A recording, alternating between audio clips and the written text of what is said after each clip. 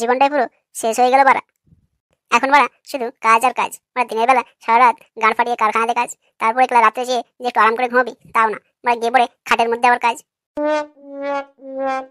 বিয়ে না করে কেলা ভালো ছিলাম। আমরা খেতাম, ঘুরে বেড়াতাম, মাগিবাজি করতাম, মানে এইসবই ভালো ছিল। লাইফটা বেশ ভালোই কাটছিল কেলা।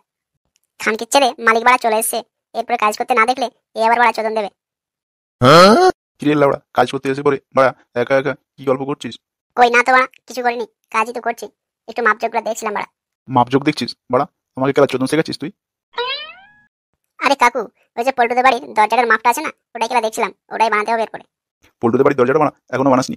কেলা 1 মাস আগে মাপ নিয়ে এসেছিস, এখনো বাড়া বানিয়ে দিতে পারিসনি? হ্যাঁ ল্যাওড়া, যেন কারখানাতে ওই পল্টুর দরজাটাই আছে, মানে আর কিছু কাজ নেই। 2 মাস আগেকার কাজগুলো কেলা পড়ে আছে, একা বানান করতে পারবো এতগুলো কাজ? ল্যাওড়া তোমাকে বলছি বাল, আরো দুটো লোক লাগবে কারখানাতে। আরে চোদন, কেলা আরো 2টো লোক দেবো আর তুই বাড়া বসে বসে খাবি নাকি? কারখানাতে যখন কেলা লোক দিতে পারবে না, তখন কাজ তো বানা পেন্ডিং থাকবেই। ঠিক আছে বাড়া, নে তুই কাজ কর, আমি একটা লোকের ব্যবস্থা করে দিচ্ছি। এত বড় কারখানাতে গেলা আমাকে একা সব কাজ সামলাতে হয়, বাড়া 1-2 দিন যে রেস্ট নেবো তারও আশা নেই। যাই হোক কেলা, মালিক তো বানা বলে গেল একটা লোক দেবে। দেখি বাল, যদি দেয় তাহলে আমার একটু জীবনে আরাম হবে। অনেকদিন বাড়া হয়ে গেল বেয়ানের কাছে যাওয়া হয়নি, ভাবছি বাড়া একবার গিয়ে ঘুরে আসি। না কেলা, দেরি করলে হবে না, বেয়ানের সাথে দেখা করবো বলে কথা। যাই কেলা, কারখানা থেকে ফুটোকে বলে ওখান থেকে আমি চলে যাব ও শ্বশুর বাড়িতে।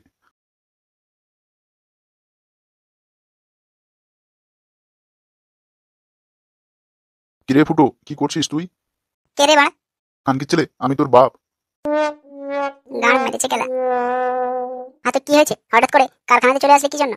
আর এত সেজে গুজে ফিটফাট হয়ে স্যান্ড লাগিয়ে কোথায় চললে তুমি? তোর শ্বশুর বাড়ি যাবো বলে বেরিয়েছি। আমার শ্বশুর বাড়ি গিয়ে তুমি কি বাল ছেড়বে?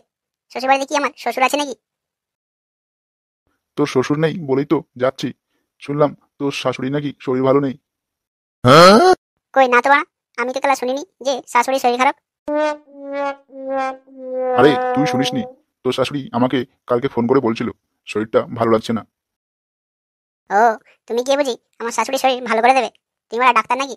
আমি তো কেলা জামাই। কই বাড়া, শাশুড়ি তো আমাকে একবার ফোন করে বললো না যে মেয়েকে নিয়ে এসো, আমার শরীর ভালো নেই? খানকির ছেলে, শরীর ভালো নেই বলতে তোর শাশুড়ির একাকিত্ব আর ভালো লাগছে না। ও কেলা, বুঝেছি। আমার শাশুড়ির একাকিত্বটা তুমি গিয়ে বাড়া দুইকিত্ব করবে। চুপ খানকির ছেলে, মারা বাপের সাথে ভাবে কথা বলে নাকি? তোর বাপ কেলা বেয়ানের সাথে দেখা করতে যাচ্ছে, তার জন্য মারা এসব কথা বলতে হয় নাকি? বুঝেছি বাড়া, আমার শাশুড়ির একাকিত্ব জীবনটা না, তোমার একাকিত্ব জীবনটা আর ভালো লাগছে না। তো তুই কি বলছিস মারা, তোর শাশুড়ির কাছে যাবো না? যাও, যাবে না কেন বাড়া? তোমার বিয়ান বলে কথা। আর তোমারও বাড়া রস জেগেছে বিয়ানের সাথে খেলা করার। তবে হ্যাঁ, বিয়ানের কাছে যাওয়ার আগে রাস্তাতে কন্ডম নিয়ে নিও, নাহলে কোনো কিছু হয়ে গেলে বাড়া এই বয়সে আবার আমার শাশুড়ির বড় বদনাম হয়ে যাবে।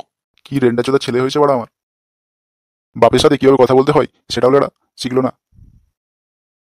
বাপের খেলা এই বয়সেও লাগানোর শখ উঠেছে। যাক বাড়া, বিয়ানও একা একা আছে, বিয়ানের সাথে ভালোই খেলা হবে। বলি শুনছো গো বাবা, 1 সপ্তাহ বাড়ি এসো না, 1 সপ্তাহ আমার শাশুড়ির কাছেই থেকো। চুপ খানকির ছেলে, হি হি। যেমন করে হোক কেলা বিয়ানকে এখন পটাতে হবে।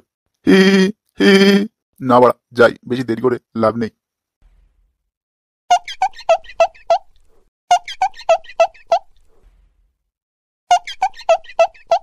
এই তো গেলা বিয়ানের বাড়ি চলে এসেছি, কিন্তু বাড়া বিয়ানকে দেখা যাচ্ছে না। বিয়ান আবার বাড়ির মধ্যে লাগাচ্ছে না তো কারোর সাথে। কই হে বিয়ান, বাড়িতে আছো নাকি লাগাচ্ছ? আরে বেয়াই যে, কখন আসলে তুমি? এই তো আসলাম, কেমন আছো বলো? হ্যাঁ, আমি তো বেশ ভালোই আছি। তোমার খবর বলো, তুমি কেমন আছো? বাড়ির সবাই কেমন আছে? বাড়ির সবাই তো ভালোই আছে বিয়ান, কিন্তু আমিই ভালো নেই। তোমার আবার কি হলো বেয়াই? দেখে তো বেশ ভালোই মনে হচ্ছে। আরে বিয়ান, তুমি তো শুধু আমার উপরটা দেখছো, তুমি আমার মনের ভিতরটা তো আর দেখছো না। মনের ভিতরে আবার কি হলো? মনের ভিতরেই তো যা হওয়ার হয়েছিল, এখন একটু ভালো লাগছে। তো বেয়াই হঠাৎ করে চলে আসলে, কোনো ফোন টোন নেই? তোমাকে খুব মিস করছিলাম, তাই বাড়া চলে আসলাম তোমার সাথে দেখা করতে। আচ্ছা, বেশ ভালোই করেছো তাহলে, একটা ফোন করে তো আসতে পারতে। তোমাকে সারপ্রাইজ দেবো বলে তোমাকে জানাইনি। ও আচ্ছা, ওই জন্যই না বলে চলে আসলে হঠাৎ করে। তো বেয়ান, রুমের ভিতরে যেতে বলবে নাকি এখানে দাঁড় করিয়ে রাখবে? হ্যাঁ হ্যাঁ চলো, এটা আবার বলতে হবে নাকি? হ্যাঁ বিয়াই, এসো ভিতরে এসো।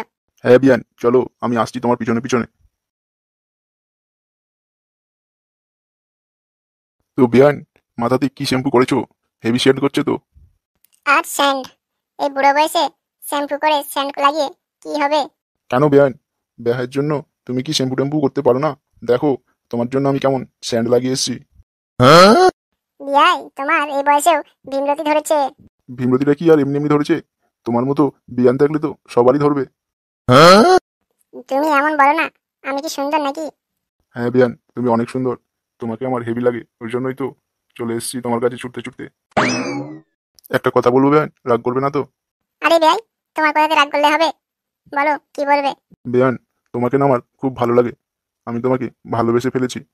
আর এই একাকিত্ব জীবনটা ভালো লাগছে না কেলা?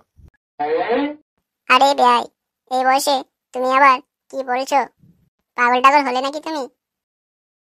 হ্যাঁ বিয়ান, আমি তোমার প্রেমে পাগল হয়ে গেছি। আমি তোমাকে ছাড়া আর কিছুই দেখতে পাচ্ছি না চোখে। আরে বেহাই, এসব কথা বলো না, লোকে শুনলে হাসবে। ওরে বুড়ো বুড়ি, রস জেগেছে।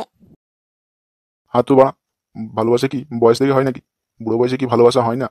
আর বিয়ান, একটা কথা কি জানো তো? কি কথা? আমার ছেলের বিয়ে তোমার মেয়েকে দেখে দিইনি, আমি তোমাকে দেখে দিয়েছি।